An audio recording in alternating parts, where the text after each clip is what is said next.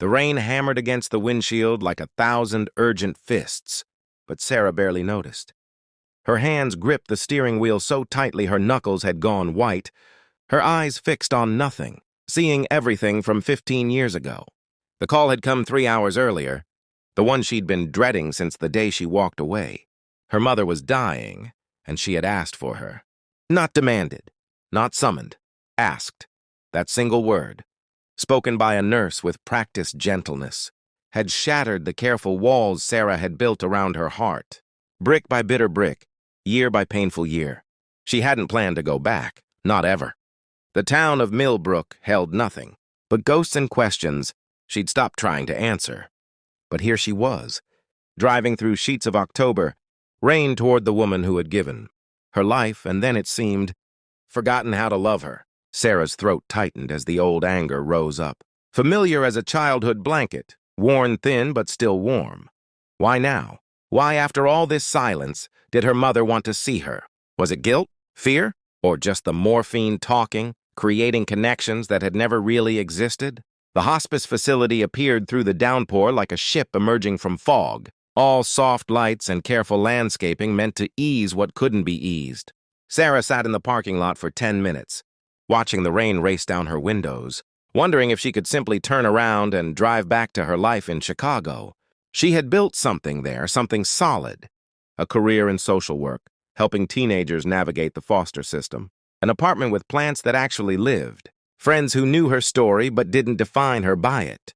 She had created herself from scratch. In driving through, these gates felt like stepping backward into a version of herself she'd worked so hard to leave behind. But she went in anyway, because beneath the anger and the years of silence, there was still that small girl who had loved her mother unconditionally, who had braided dandelions into crowns and believed that love was simple and forever. The nurse at the desk had kind eyes, the kind that had seen too much to judge anyone's timing. She led Sarah down a hallway that smelled of antiseptic and artificial lavender, past rooms where other families were having their own complicated goodbyes. At room 237, the nurse paused, her hand on the door. "She's been waiting for you," she said softly. "She talks about you constantly." Her daughter, the hero. Sarah almost laughed at that. Hero. She'd been called many things in her life, but never that, especially not by her mother. The woman in the bed looked nothing like the mother Sarah remembered. That woman had been tall and strong, always moving, always working, her hands rough from double shifts at the factory, and her eyes too tired for softness. This woman was small, diminished, her skin paper-thin and her breathing labored. But when she opened her eyes and saw Sarah standing in the doorway, something lit up in her face that Sarah recognized instantly. It was the look her mother used to have when Sarah was very small, before her father left, before the drinking started, before everything broke. "You came," her mother whispered, and there were tears on her cheeks. "I didn't think you would." Sarah wanted to say something cutting, something that would hurt the way she'd been hurt. Instead, she found herself moving to the chair beside the bed, sitting down like her body had made the decision without consulting her mind. "I came." For a long moment, they just looked at each other. Two women separated by pain and time and all the words that had never been spoken. Then her mother reached out a trembling hand, and Sarah, after a heartbeat of hesitation, took it.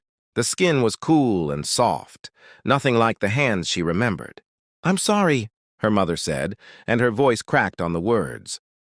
"I know it's too late, and I know you probably can't forgive me, but I need you to know. I'm so sorry, Sarah, for all of it." Sarah had imagined this moment 1,000 times over the years, always picturing herself strong and unmoved, accepting the apology with cold grace or rejecting it entirely. But sitting here, holding this fragile hand, she found that all her rehearsed responses had evaporated. "Why?" she asked, and the word came out broken. "Why did you push me away?" "I needed you, Mom. I was 16 and I needed you so badly." Her mother closed her eyes, tears streaming freely now. "I thought I was protecting you. From me, from my mess. Your father left, and I fell apart, and I turned into someone I hated. I drank because I couldn't stand being awake in my own life. And every time I looked at you, I saw everything I was failing at. You were so good, Sarah, so kind and bright and full of potential, and I was dragging you down with me." So you sent me away. The memory was still sharp, even after all these years. Coming home to find her clothes packed, her mother with papers from social services, saying it was temporary, saying it was for the best. It hadn't been temporary. It had been 4 years in foster care, 4 years of feeling abandoned and unwanted. I thought you'd be better off without me, her mother said.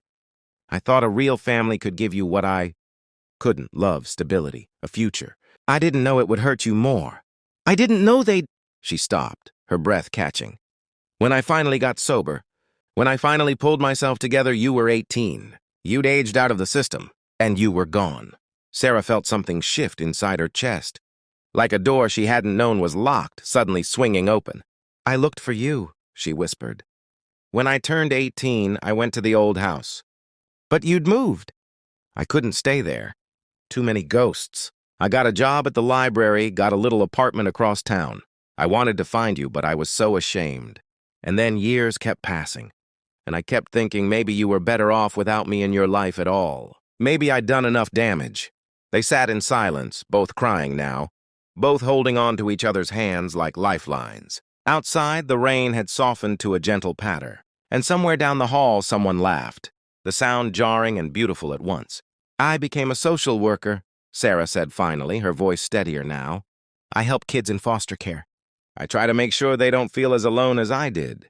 Her mother's face crumpled with pride and pain mixed together. Of course you did. Because you're good, Sarah, you always were. You took the hurt and turned it into something that helps people. That's not spite, baby. That's grace. I learned it from you, Sarah said, surprising herself with the words. Before everything fell apart, you taught me that. Remember how you used to volunteer at the soup kitchen every Sunday? How you always stopped to help anyone who needed it? Even when we barely had enough ourselves, you showed me that kindness matters. I just forgot for a while that you'd taught me that. Her mother squeezed her hand weakly. I don't have much time left, she said. The doctors say maybe a week, maybe less. I can't fix what I broke, Sarah. I can't give you back those years. But I can tell you this. Every single day I thought about you. Every single day I prayed you were okay. And I'm so proud of who you've become, even though I wasn't there to see it. Especially because I wasn't there, and you became amazing anyway. Sarah leaned forward, resting her forehead against her mother's hand. I forgive you, she whispered. And as she said it, she felt something heavy lift from her shoulders, something she'd been carrying so long she'd forgotten it was there. I forgive you, Mom. They talked through the night, making up for lost time in the only way they could, with stories and memories and truths that had been too painful to speak before.